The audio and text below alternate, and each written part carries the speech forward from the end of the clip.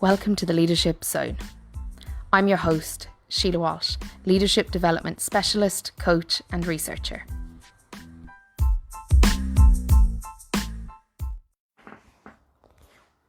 Welcome. Okay, so today we're going to talk about one of the things that comes up nearly in every organisation I work with and nearly every leader or HR person or L&D person or org development person.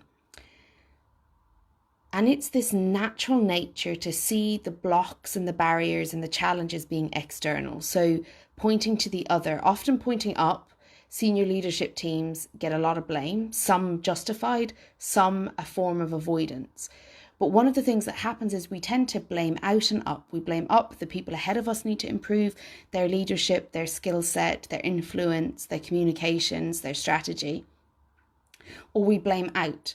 It's their fault, HR aren't helpful, or we say, oh, the managers don't follow through, or we say staff won't do what they're asked to do, or there's all these kind of blaming out things depending on the position that you sit within the organisation. Blaming out and blaming up, it's the number one thing that presents across all work that I do, whether I'm consulting with an organisation, doing leadership coaching or development or training, or whether we're looking at strategy at senior leadership level.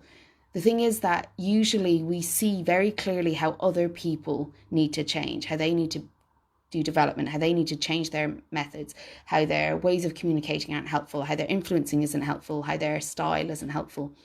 But very rarely do people come and say, I want to improve my performance and it starts with me. And even when they do, sometimes we can still blame out. So we can say, I want to improve my performance, but the challenges or problems are X, Y, and Z. And it's usually out or up they're pointing. The thing is that all performance, all development has to start with you. And so if you want other people to perform better and you're in any form of power or you have any kind of leadership or management or supervisory responsibility, then there is actually research that suggests their performance is directly related to your ability to support their performance. Whereas often we just naturally and easily look at how others are to blame. Up and out. It's the most common phrase I hear is up and out. Whereas what we really need to think about is how are we part of the problem? How can we be part of the solution? And that is kind of gritty when you're in a kind of lock situation where you're frustrated with people and you want them to be different and you wish the other department would understand your needs and would stop projecting onto you and blaming onto you and getting in the way of your role.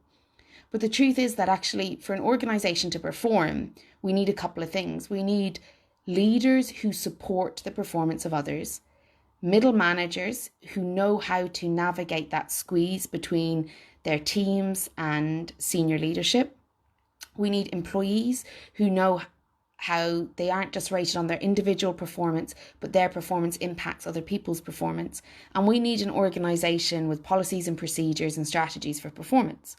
So the purpose of this is to say that while it's really easy to look at how other people are getting in the way of performance and are getting in the way of positive, helpful, psychologically safe working relationships and environments, every single person in a system, in an organisation has a role to play.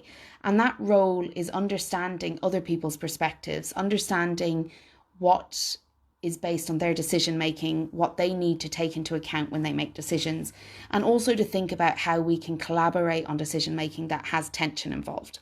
So what I'm going to leave you with is this. If I asked you to list out how other people are a barrier to your performance or your role, you would have that list from me, no problem, regardless of your role.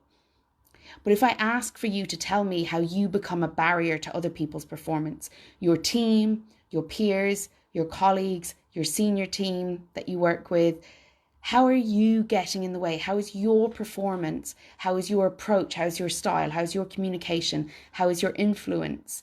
How are these things part of the barriers to other people's performance, team performance, org performance?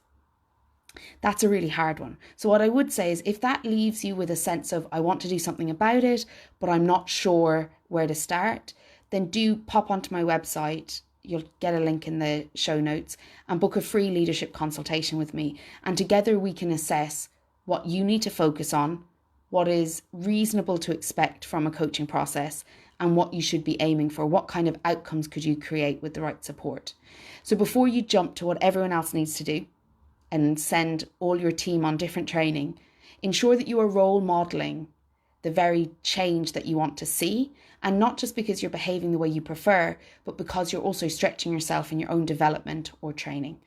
And so do reach out for that free consultation. A link is in the show notes. And I look forward to talking to you about your role in reducing yourself and your practice as a barrier to organizational and team performance, but also your role in your own individual performance and your team's performance.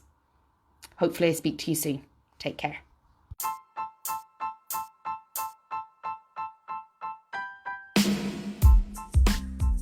Thank you for listening to the Leadership Zone. We can continue this conversation over on Twitter, and my Twitter handle is @SheilaWalsh1, or at LinkedIn, you'll find me under Sheila Walsh.